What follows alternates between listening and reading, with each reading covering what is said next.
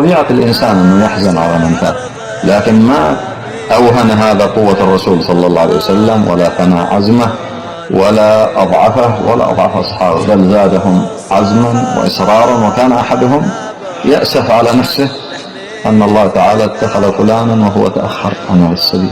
فبارك الله فيكم. جهادنا في سبيل الله هو لله جل وعلا ولأجل نصرة الدين ونصرة هذه العقيدة، الحفاظ على هذا الإسلام أغلى منا، الإسلام أبقى منا. نحن سنذهب والإسلام هو الذي يبقى في الأرض، وما نحن إلا أناس الله أوجدنا واستعملنا لننصر دينه. إن سرنا على هذا الطريق أعاننا الله وأعطانا وقوانا، إن لم نسر على هذا الطريق استبدلنا الله وأتى بقوم أحسن منا يقاتلون على دينه، كما قال الله: يا أيها الذين آمنوا من يرتد منكم عن دينه فسوف يأتي الله بقوم يحبهم ويحبونه، أذلة على المؤمنين أعزة على الكافرين يجاهدون في سبيل الله ولا يخافون لومة لائم. وهكذا من اختاره الله سبحانه وتعالى. هنيئا له. نبكي والله على أنفسنا، نبكي على بقائنا في بلاء الدنيا، وإلى الذي اختاره الله تعالى خير واستقامة وصلاح وفي سبيل الله أراد الله به خيرا.